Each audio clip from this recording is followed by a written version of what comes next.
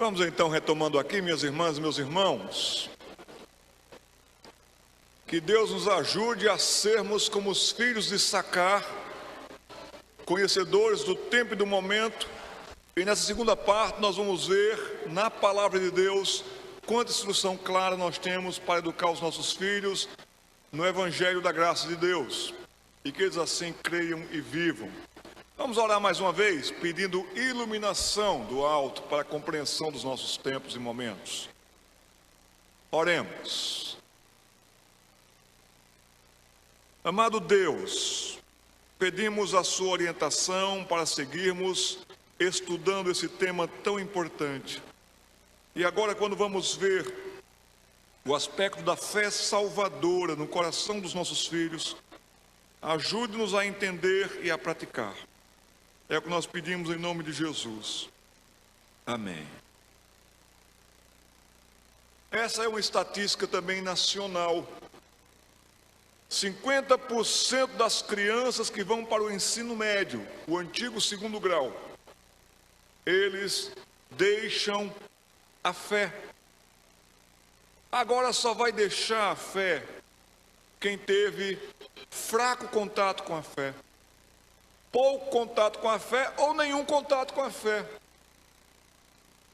Nós podemos ter os nossos meninos e meninas cantando tudo o que se pode cantar numa igreja, mas não crendo nada do que a palavra de Deus nos diz.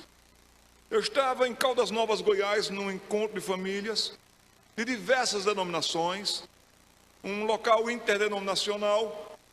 Estava lá com a minha esposa, aquelas águas termais, estávamos na piscina e tinha umas 8 meninas, talvez 11, 12 anos de idade.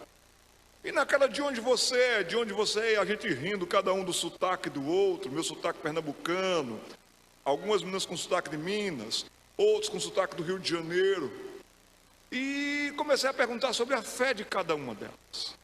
E elas, no jeitinho delas, nos modos delas, elas foram me explicando a fé que elas tinham em Jesus Cristo. E eu pedi um versículo bíblico para cada uma delas. Você vai me dizer um versículo bíblico que marca a sua vida. Você vai me dizer um versículo bíblico que marca a sua vida. Eu percebi que uma um tanto grandinha ficou aflita. Ela foi ficando vermelha e não era por causa da temperatura da água. Era por causa do desafio que lhe estava à frente. E uma menina criada na igreja batista, ou pelo menos ali frequentando a igreja batista, ela me deu a razão da fé dela e um versículo bíblico que eu tinha pedido. E a outra foi assim, mas quando chegou naquela mocinha, ela estava tão aflita, que ela disse, dá para pular minha vez, tio? Depois eu continuo aqui, pulou e tudo, mas eu persisti. Não, só faltou você me dizer o seu versículo. E ela falou assim, eu posso cantar? Não, minha filha, eu quero que você me diga um versículo bíblico. Ela não sabia de um versículo. Ela cantou alguma coisa parecida com o Salmo 23. Membro de uma igreja de 30 mil pessoas, de uma dessas igrejas lá de Belo Horizonte, que a moça usa uma bota de couro de cobra e grava CD e tudo mais. Não sabia nada de Bíblia. Os nossos meninos e meninas poderão cantar tudo, pular tanto e ir para o inferno. Mas uma coisa triste é esta, que 50% das crianças evangélicas que vão para o ensino médio, elas perdem a fé, ou elas enfraquecem totalmente no seu comportamento. Sabe como é isso? Um teste muito simples. É como se você pegasse e colocasse todas as crianças da sua igreja numa linha e contasse 1, 2, 1, 2, 1, 2. Os uns ficam, os dois se vão. Que triste realidade é essa? Então, nós não precisamos de outra coisa senão de educar os nossos filhos no poder do Evangelho. E nós vamos parar com esse tema aqui. Nós vamos falar sobre como educar os nossos filhos no poder do Evangelho, porque o Evangelho é o poder de Deus para a salvação, é tudo o que eles precisam. Nossa tendência natural é de que os filhos enterrem os pais. Mas nenhum pai aqui presente, nem eu, nós não estamos preparados para enterrar os nossos filhos. Mas é uma realidade, a morte também alcança as crianças. A morte também chega para as crianças. há 2 meses atrás, não foi da nossa igreja, mas foi na nossa igreja, porque a igreja dessa menina estava em construção, não deu para fazer o enterro dela lá, o funeral dela lá. Mas eu tive que pregar no funeral de uma menina de 10 anos de idade. A morte chega para as crianças também.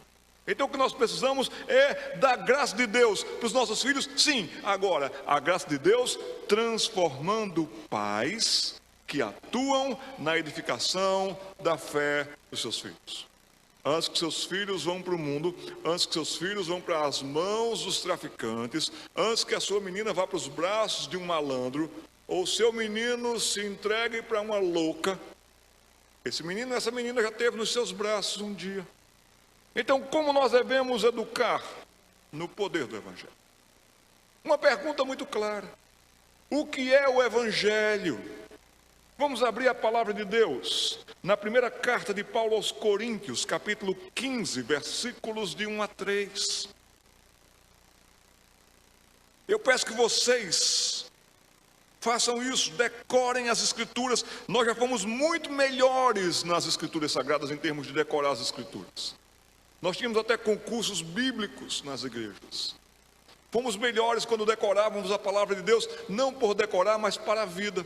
Todas as vezes que Jesus Cristo foi tentado, ele respondeu com está escrito. E o decorar as Escrituras com sentido nos ajuda na hora da tentação e na hora da provação, até mesmo na hora da provocação também, viu gente? Então vamos ler todos, primeira carta de Paulo aos Coríntios, capítulo 15, versículos de 1 a 3. O que é, versículos de 1 a 4, melhor dizendo, vou corrigir aqui no meu slide, versículos de 1 a 4. O que é o Evangelho? Aqui tem um excelente resumo do que é o Evangelho. Leiamos.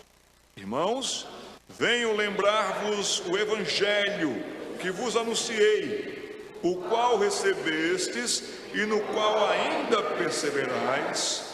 Por ele também sois salvos, se retiverdes a palavra tal como vos-la preguei, a menos que tenhais crido em vão.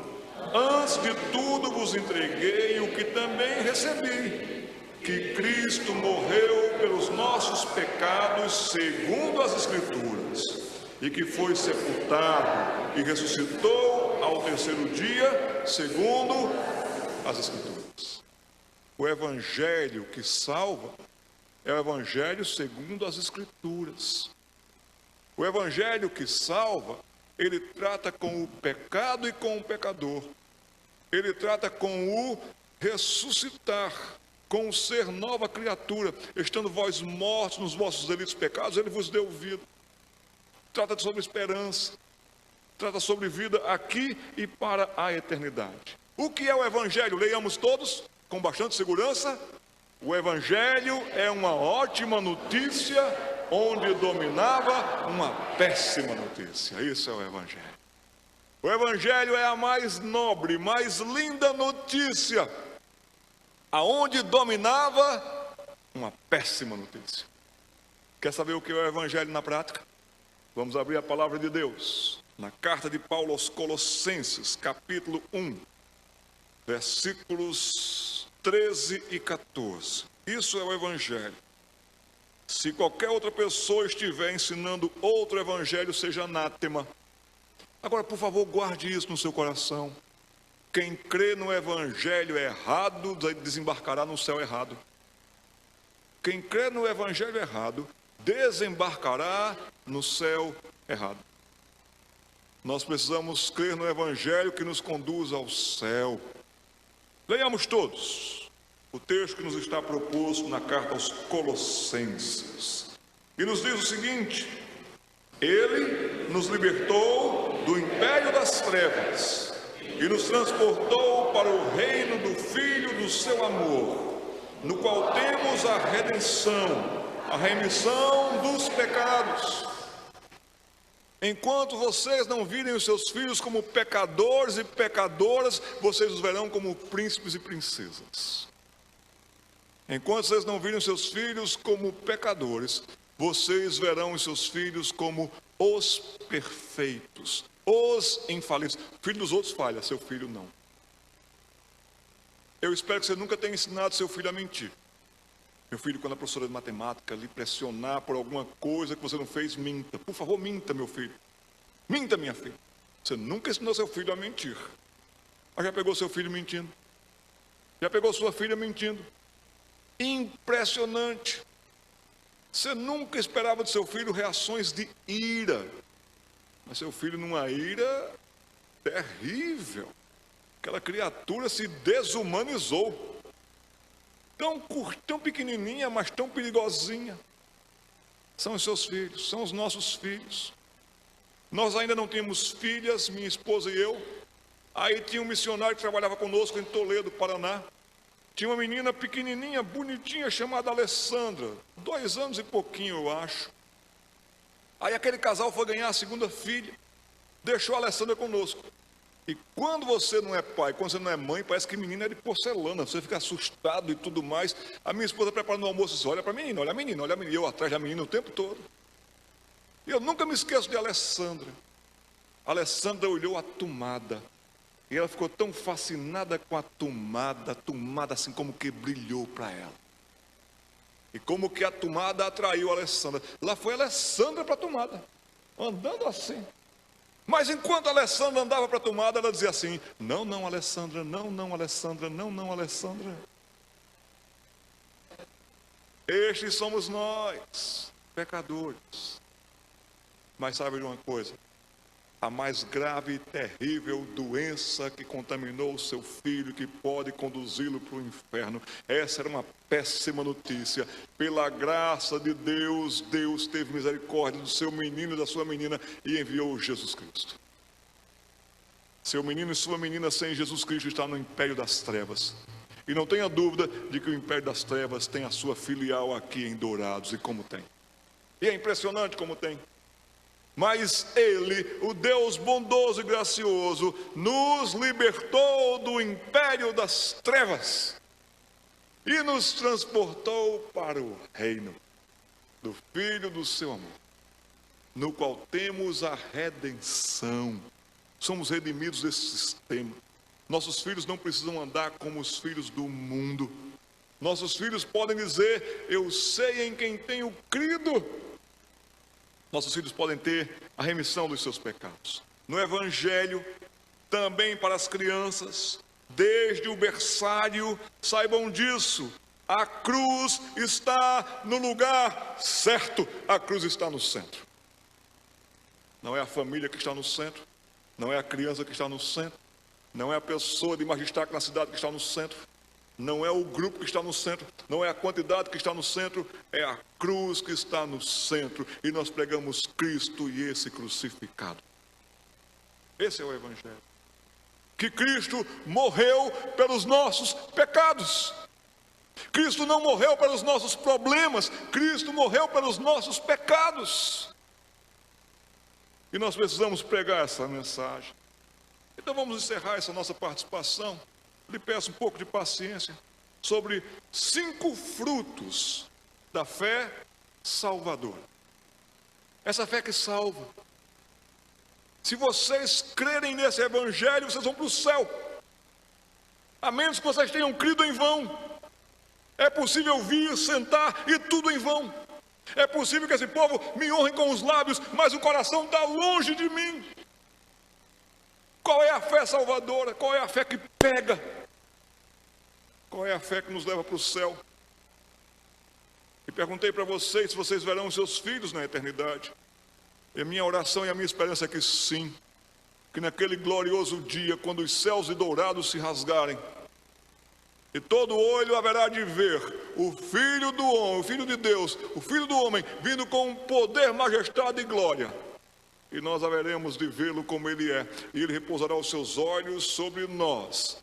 Olhará para nós, nos chamará pelos nomes e também o nome dos nossos filhos. Venham, venham queridos, venham, entrem de posse do reino que vos está preparado. Que Deus nos abençoe até os filhos. Em primeiro lugar, pais, concentrem-se nisso. Como pais, nós iniciamos o projeto de salvação dos nossos filhos com oração. Nós oramos muito pouco por nossos filhos. Achei muito bonito, chegando aqui, um dos cartazes que eu vi na igreja é sobre oração. Mães que oram. Nós precisamos orar por nossos filhos. Senhor, tenha misericórdia dos nossos filhos. Eles têm nomes e têm os seus pecados. E eles estão perdidos porque nasceram pecadores. Então vocês têm seus filhos pequenininhos. Vi aqui algumas mães com neném no colo. Orem pela salvação dos seus filhos. Senhor, tenha misericórdia dos meus pequenos. Tenha misericórdia dos meus filhos. Pais, orem por seus filhos. Mas quando vocês vão ensinando a Bíblia, ensinem também doutrina. Eu queria que vocês procurassem desde cedo ensinar certo a palavra de Deus.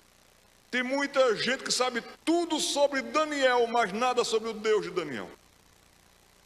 Tem muita gente que sabe tudo sobre Davi, mas nada sobre o Deus de Davi. Nós precisamos mostrar aonde está Deus na história. Quando começamos a contar as histórias bíblicas dos nossos filhos, eles vão se familiarizando com as histórias bíblicas. Mas por que aquelas histórias estão ali? Romanos capítulo 15, versículo 4 nos diz que tudo que outrora foi escrito para o nosso ensino foi escrito, para que pela consolação das Escrituras nós tenhamos esperança. Então a história de Davi não está só apenas para dizer assim, ai como Davi é um herói. Está para mostrar que Deus levanta os seus em tempos de luta, que Deus sustentou Davi. A fé que Davi tinha foi impressionante. E Davi mesmo disse, você vem contra mim com pavês, com espadas, com lanças. Eu, porém, vou contra você em nome do Senhor dos Exércitos. Se os nossos filhos não crerem no Senhor dos Exércitos, eles não enfrentarão este mundo. Eles não terão o temor do Senhor, que é o princípio da sabedoria. Nós somos expertos em contar histórias, fazemos tudo sobre histórias, mas não aplicamos a doutrina na história. Por exemplo, talvez o livro do Antigo Testamento dos profetas menores, que nós mais conhecemos e ouvimos pregações, é o livro de Jonas. Não tem criança no Brasil que não conheça o livro de Jonas. É Jonas e Jonas e Jonas. Aí você vai dar aula no departamento infantil, aí pelo 4º ano consecutivo, Jonas. E você não sabe mais o que fazer para contar a história de Jonas. O que é que eu faço, Senhor? Eu já trouxe uma bacia lá de casa, eu já trouxe um boneco, mergulhei o boneco, fiz tudo. Aqui um parêntese, por isso que nós não batizamos por imersão, nós tiramos as águas, viu gente? Brincadeira boba. Mas irmãs e irmãos, aquela professora foi dar aula para crianças de 6 anos de idade. Sobre quem? Jonas. O livro de Jonas, e onde está Deus no livro de Jonas? Onde sempre esteve, soberano e Senhor. E aquela professora começou a ensinar a soberania de Deus para as crianças. O amor de Deus que diz, vai pregar Jonas. Eu tenho um povo que eu quero salvar, Jonas. Participe, Jonas, eu lhe dou esse privilégio, Jonas. Mas Jonas é rebelde. E Deus acompanha os rebeldes. Deus sabe como lidar com os rebeldes. Naquele dia aquela professora contou tudo da soberania de Deus, quem é Deus, o caráter de Deus, o amor de Deus. Aplicou doutrina bíblica à história de Jonas. 6 anos de idade, a criançada vibrando com o Deus de Jonas. Aí aquela igreja, aquela denominação foi fazer o dia, como que nosso, o dia do presbitério.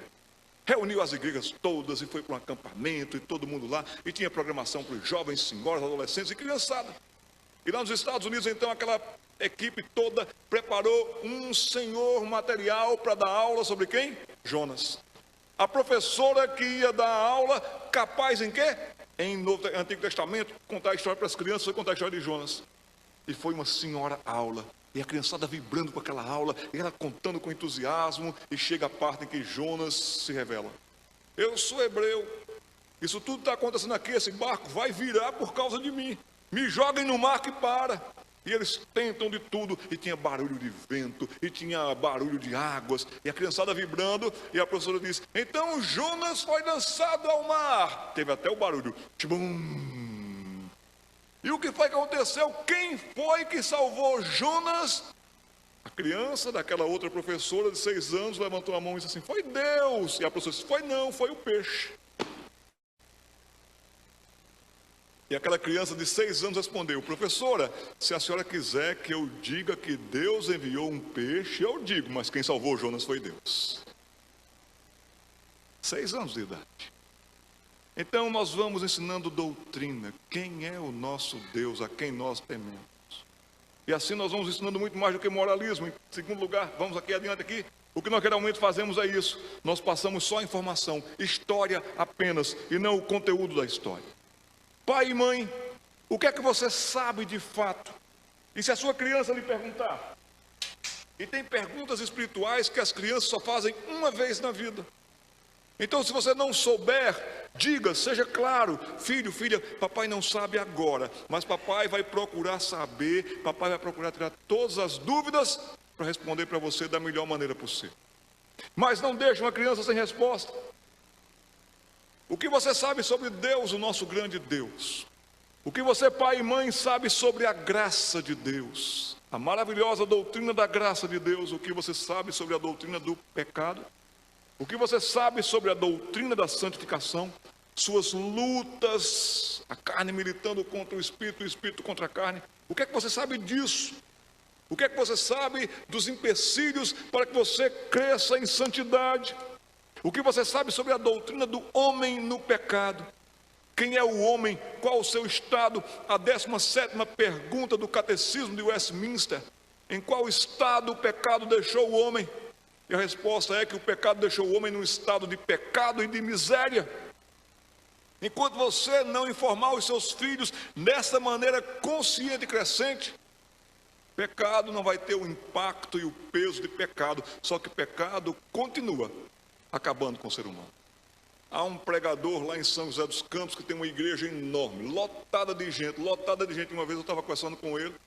Ele falou assim: Jader, sabe qual é o problema de vocês presbiterianos? É que vocês pregam demais sobre pecado. Eu parei de falar sobre pecado na minha igreja, Jader. Eu não prego mais sobre pecado na minha igreja. E a minha igreja está bombando, gente. Jader, pecado afasta as pessoas da igreja. Já passa a semana toda lutando, batalhando. Chega na igreja: pecador, pecador, pecador. Pecado afasta as pessoas da igreja. E eu falei: fulano, seria até bom se fosse isso, segundo a sua tese.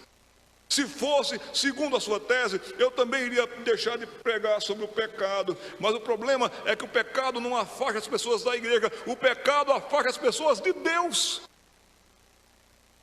E se vocês morrerem nos seus pecados, vocês perecerão. Então nós precisamos anunciar que para grandes pecadores há um grande Salvador que nos redime dos nossos pecados. Precisamos saber quem é o homem no pecado. O que você, pai e mãe, sabe sobre a doutrina da perseverança? A perseverança dos santos. É com esforço que chegaremos no céu. Nós precisamos mostrar para os nossos filhos que nós somos peregrinos nesse mundo. Quanto tempo faz que nós não ouvimos pregações sobre o céu, sobre a eternidade?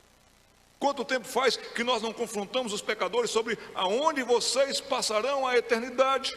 E a eternidade para todos sempre está mais perto de nós hoje do que ontem. Caminhamos para a eternidade. Nós não temos falado sobre isso para os nossos filhos, sobre peregrinação e perseverança. O que vocês sabem sobre a doutrina da expiação? Por quem Cristo morreu? O que Cristo fez por seu povo na cruz? Ah, como nós precisamos saber para ensinar certo, porque esse mundo deforma tudo. Esse mundo prejudica mentes, prejudica vidas. O que vocês sabem, o que vocês podem orientar os seus filhos sobre a doutrina dos demônios, sobre as doutrinas do fim? Então, irmãos, chega de sermos tão somente ouvintes, nós temos que ser estudantes e praticantes da palavra de Deus. Nós temos que conhecer a palavra de Deus. Um dos livros que está ali, eu não estou aqui vendendo livros, viu, gente? Isso aqui é da editora lá. Mas um dos livros que vocês deveriam ter nas suas casas se chama Teologia Sistemática. Teologia Concisa, do Packer. É um livro prático muito bom, mas todo crente deveria ter um livro de teologia sistemática em casa. Professores, vocês deviam ter um livro de teologia sistemática em casa para que vocês possam reforçar e melhorar as aulas de vocês. É isso que vai marcando, é isso que vai trazendo raízes. Ou seja, quantos livros teológicos, de teologias sistemáticas, por exemplo, quantos catecismos vocês têm em casa? Esse livro eu falei para vocês, Teologia Concisa. Anote esse livro. Tem esse livro para que você possa melhorar nos seus conhecimentos. Aqui tem um livro de teologia muito mais intenso. Não está sendo bem claro o nome, Teologia Concisa. Mas Packer tem uma capacidade de apresentação prática. Você não vai estar diminuindo nada se você ler Teologia Concisa, da nossa editora presbiteriana. Mas tem esse autor também, um autor batista muito bom, Wayne Grudem, Teologia Sistemática. Vale a pena você investir nesse material. Também comece a se interessar por catecismos. A nossa igreja tem como símbolo de fé o catecismo maior e menor de Westminster. Já fomos melhores nisso. Crianças aprendiam no catecismo, e como aprendiam e como cresciam. Precisamos voltar a esse hábito em casa. Perguntas e respostas com base bíblica. Mas aqui também tem um catecismo muito bonito, o catecismo de Heidelberg. Olha que coisa interessante. Como teria sido útil se aquela menina de 10 anos de idade que faleceu, se ela de fato tivesse tido contato com essa informação, ou seja, qual é o meu único conforto na vida e na morte? E a resposta é Jesus Cristo. Está lá no catecismo de Heidelberg. Ou seja, catecismo é também uma palavra encontrada na Bíblia. Essa palavra catequizar, embora não apareça em nossas traduções em português, nem na sua forma substantisma, catecismo, nem o verbo catequizar, mas está lá. Lucas capítulo 1, versículo 4. Vamos abrir a palavra de Deus lá. Em Lucas capítulo 1, versículo 4.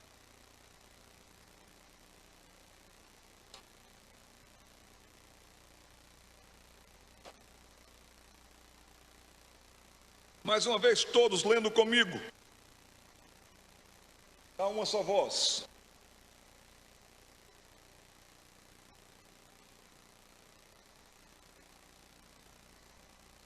Leiamos. Para que tenhais plena certeza das verdades em que foste instruído. Que versículo curto. Mas repousa os seus olhos novamente nele. Para que você tenha o quê? Plena certeza. Lá na frente, na última carta que Paulo vai escrever para a gente, ele já está como que no corredor da morte. Ele vai dizer: pois eu sei em quem tenho crido. E eu estou o quê? Bem certo que ele é poderoso para guardar o meu tesouro até o dia final. Para que você tenha plena certeza. Certeza do que, meus irmãos? Das verdades que vocês foram instruídos. A palavra instruir aqui é dessa raiz catequizar. Instruir, ensinar, firmar, informar. A escola bíblica dominical tem esse ministério de vai e volta, fluxo e refluxo. Desde pequenininho contamos a história de Daniel. Daqui a pouco no currículo volta Daniel, e vai voltar Daniel várias vezes, mas sempre com incentivo mais de profundidade, para que as crianças não só conheçam a história de Daniel, mas a fé no Deus de Daniel, que é o nosso grande Deus. Ou seja, a palavra original em grego era encontrada, por exemplo, em Lucas 1,4, que nós acabamos de ler, aonde o evangelista explica que escreveu a Teófilo uma exposição em ordem para que você tenha, Teófilo, plena certeza das verdades em que você foi instruído. Terceiro lugar, para que a gente forme uma fé salvadora nos nossos filhos, orando por eles, ensinando com profundidade, passo a passo e bom tempo, doutrina para que eles conheçam cada vez melhor quem é o nosso grande Deus. Mas ensine aos nossos filhos obediência. Obediência ao Senhor e aos pais. Nessa ordem e nessa sequência. Um dia seus filhos sairão de casa, serão moças e rapazes.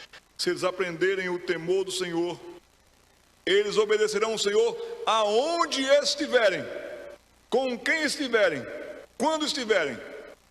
Eles saberão que eles deverão obedecer ao Senhor. E obedecerão também a vocês, e amarão vocês por serem os seus tutores. Ou seja, se conscientizem disso, pais, não negociem o certo, não negociem a verdade, não negociem horários com seus filhos. Seus filhos, eles não podem ter o comando da casa de vocês, senão acabará com o lar de vocês. Vocês têm que ter autoridade, amor, segurança. Obediência é a maior proteção e a maior segurança para uma pessoa por toda a vida. É por obedecer a lei de trânsito, por exemplo, que você pode evitar muitas dores de cabeça. Aprender a obedecer. Não, vai que dá. Muita gente foi e não deu. Obediência tem a sua base firmada e focada na autoridade. E se vocês não tiverem autoridade sobre seus filhos, ninguém haverá de ter. E seus filhos serão pessoas desregradas. Dourados está na situação que está, com uma geração já de meninos e meninas malucos e malucas. Antes, uma profissão tão honrada como, por exemplo, professor e professora, muita gente está desistindo de ser professor e professora, porque não aguenta mais ser professor dos filhos de vocês. Nós tínhamos uma reverência tão bonita pelos professores, mas hoje, muitos deles estão em crise. Nós precisamos, de fato, firmar e formar autoridade para os nossos filhos. Vai ser para o bem deles e para o bem da nação. Gênesis capítulo 18, versículo 19. Eu não sei se foi desligado o ar-condicionado ou a igreja não pagou a conta da luz, alguma coisa assim. Se pudermos ligar de novo, meus irmãos, que agora deu uma abafadinha, não é? Então, bem rápido aqui, mais 5 minutinhos nós vamos estar encerrando. Gênesis capítulo 18, versículo 19. Firmando e formando a fé salvadora nos nossos filhos. A fé que levará os nossos filhos para o céu.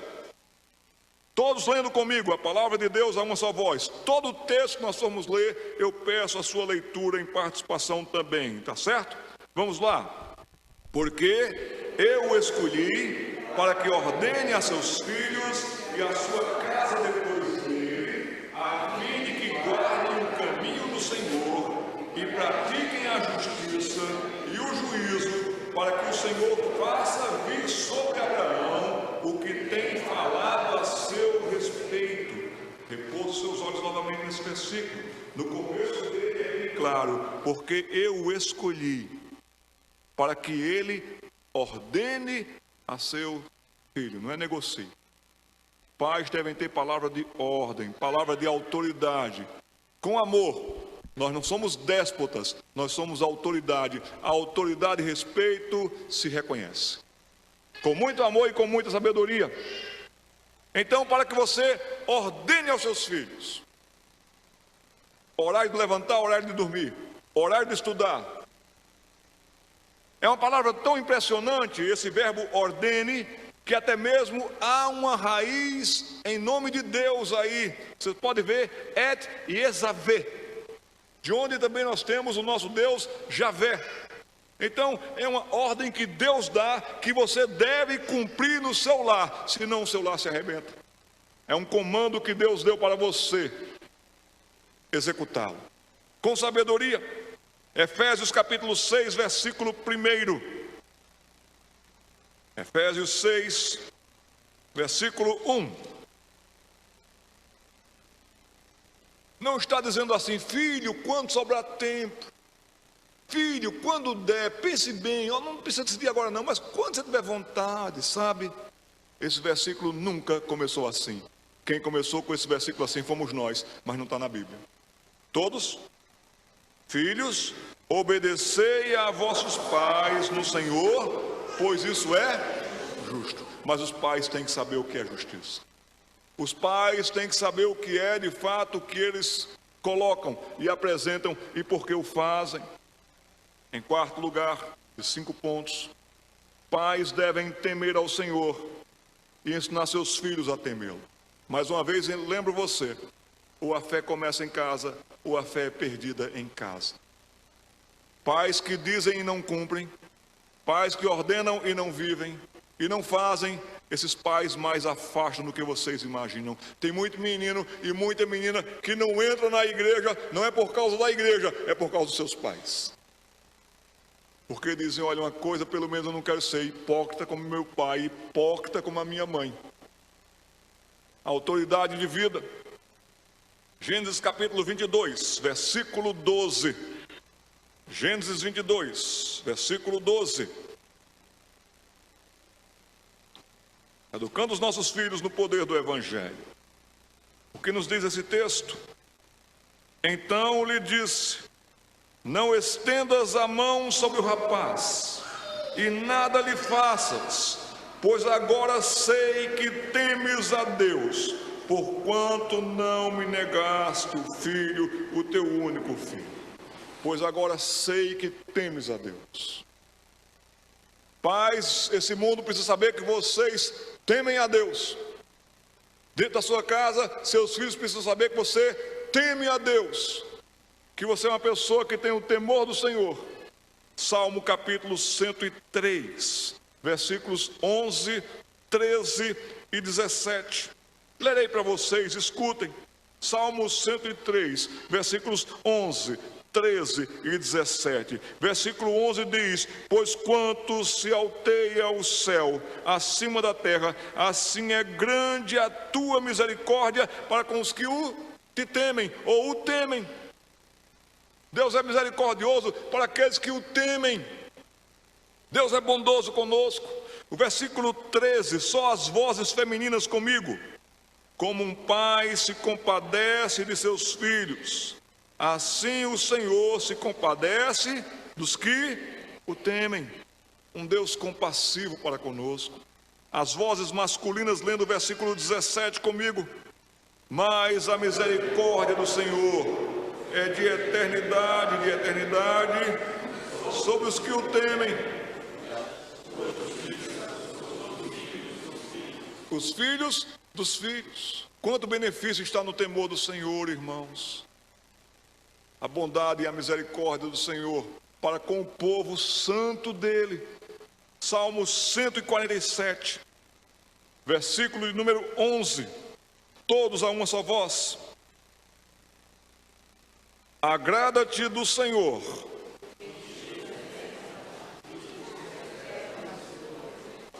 Agrada-te do Senhor. Agrada-se o Senhor dos que o temem e dos que esperam na sua misericórdia. Deus vai se agradar de você. Se você for um homem obediente, uma mulher obediente, homens, o comando da casa está com vocês, não está com as mulheres de vocês. Homens, vocês que têm que levantar cedo no domingo, dia do Senhor, para trazer o povo para a casa de Deus. Homens, vocês devem de fato conduzir a família de vocês em oração. Homens, vocês fazendo isso, as suas esposas lhes darão apoio, e essa família será abençoada. Homens que me escutam na igreja presbiteriana de Dourados, eu rogo a vocês, não deixem nem negligenciem a posição de homens do lar que Deus deu para vocês. Homens, quem tem que ir para a reunião de pais e mestres são vocês. Se as esposas quiserem acompanhar, que acompanhem. Vocês devem mostrar que na casa de vocês há o comando a partir de vocês. A palavra de Deus também vai nos dizer em Filipenses capítulo 2, versículo 12. Filipenses 2, versículo 12. Nós estamos vendo, dentro desse tema, que os pais devem temer ao Senhor e com isso ensinar seus filhos a temê-lo. Filipenses capítulo 2, versículo 12. Todos a uma só voz, vamos lá? Como sempre, não só, porém, desenvolvei a vossa salvação com temor e tremor. Sabe, se você praticar o temor do Senhor, viver por Ele na sua casa, isso vai ser uma bênção na vida dos seus filhos. Vai chegar o momento que seus filhos vão estar ausentes de vocês. Em viagens, em outras localidades, em estudos, seus filhos obedecerão a Deus na presença de vocês, mas, nos diz a Bíblia, muito mais na ausência de vocês. Que bênção é o temor do Senhor. 2 Coríntios capítulo 7, versículo de número 1. 2 Coríntios 7, versículo 1, todos. Tendo, pois, ó amados, tais promessas, purifiquemo-nos de toda impureza, tanto na carne como do Espírito, aperfeiçoando a vossa santidade no temor de Deus. A luta é terrível, mas se você treinar a sua mente, treinar o seu coração no temor do Senhor, você vai ver que bênção vai ser a sua vida em desenvolver a sua santidade. Finalmente, eduque seus filhos tendo a eternidade em vista. Eduquem seus filhos para que eles vejam que aqui nós estamos de passagem. Aqui nós estudamos, aqui nós comercializamos, aqui nós estamos viajando, aqui nós temos férias, mas aqui não é o nosso lar. Nós estamos indo para casa. a casa que Deus nos preparou. E saiba disso. Fale isso com seus filhos. Falem sobre a eternidade com seus filhos. Mais de 550 vezes na Bíblia aparece a palavra céu só com esse nome. Talvez não apareça na sua casa. Talvez não apareça em tantos púlpitos. Mas o céu é presente para o povo de Deus. Ah, meus irmãos e minhas irmãs, eu já estou decorando a primeira palavra quando eu chegar no céu. Eu treino. Eu paro na frente do espelho e dou uma treinadinha. Cada semana eu dou uma treinada. A primeira palavra que eu vou chegar no céu eu vou falar. Estou treinando bem. Se você quiser eu divido com você, não vou cobrar royalties não. Mas a primeira palavra que eu vou dizer quando chegar no céu vai ser uau. Vale para a vida cristã já aqui e agora, mas também vale para toda a eternidade. Nem olhos viram, nem ouvidos ouviram, nem jamais penetrou em coração humano o que Deus preparou para aqueles que o amam. Vamos treinar os nossos filhos para serem peregrinos aqui. Billy Graham diz uma coisa tão bonita. Eu já li o último capítulo da Bíblia. E é certo, seremos felizes para sempre. Que os seus filhos e as suas filhas possam confiar em Jesus Cristo, possam confiar no Evangelho. Aqui está um material bom para vocês trabalharem com seus filhos, o livro O Peregrino, de John Bunyan. Vai ser bom sobre como ensinar a serem peregrinos nesse mundo. Que Deus nos ajude, irmãos, ricamente, e os nossos filhos possam ter frutos de justiça, frutos da luz, frutos de arrependimento. Vamos nos colocar de pé, vamos orar ao Senhor. Reverendo Delmar, você nos dirige a Deus numa oração, meu irmão.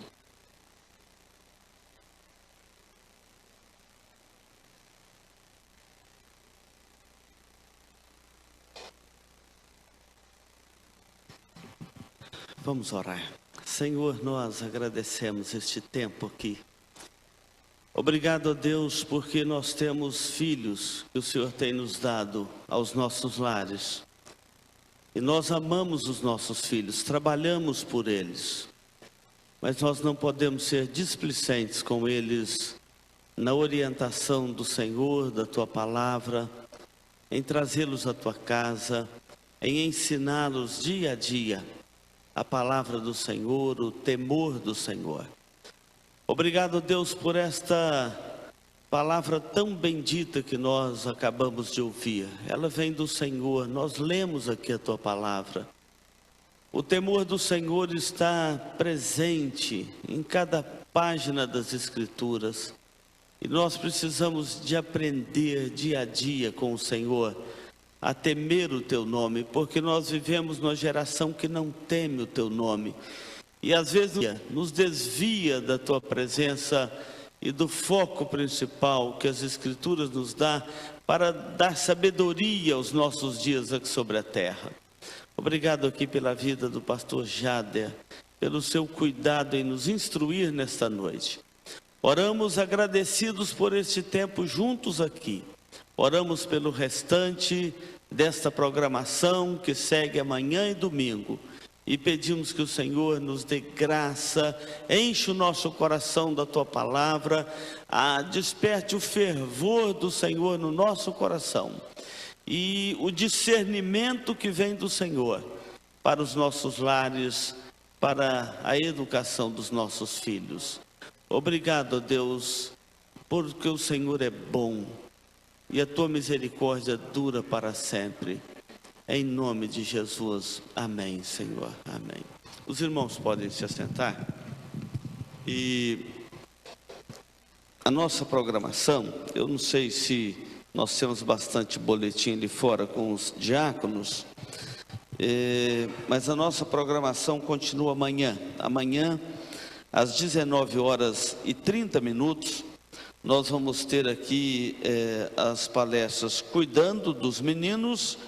Vamos ter um intervalo mais reforçado do que o de hoje, que amanhã vai ser com um cafezinho aí para nós. E depois a palestra Cuidando das Meninas, tá bom?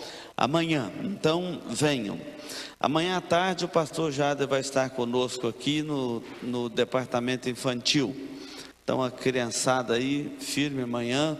Os pais também, nós vamos ter um encontro aí com as crianças no departamento infantil. Domingo a escola dominical será especial. Tem uma campanha aí do meio quilo, mas na verdade é 1 quilo inteiro. Aliás, eu acho que tinha que ser 2 quilos, um de carne e um de mandioca, né? Do jeito que o pessoal aí gosta de mandioca aqui no Mato Grosso do Sul, viu, reverendo? Lá em São Paulo você faz churrasco com pão, aqui é com mandioca, viu? Você vai gostar. Então nós temos aí o almoço no domingo de manhã, o nosso meio quilo, e à noite a programação encerra. Não vamos perder aí a sequência da nossa programação. Olha aqueles livros que eu mandei um e-mail para o reverendo Jada, eu falei, traga literatura para nós, e ele nos trouxe, atendeu o nosso pedido, e olhe com carinho esses livros, a boa leitura, ela é preciosa para nós. Estamos encerrados. Amanhã às 19h30. Deus abençoe a todos. Obrigado aí, pastor, pelo nosso primeiro encontro.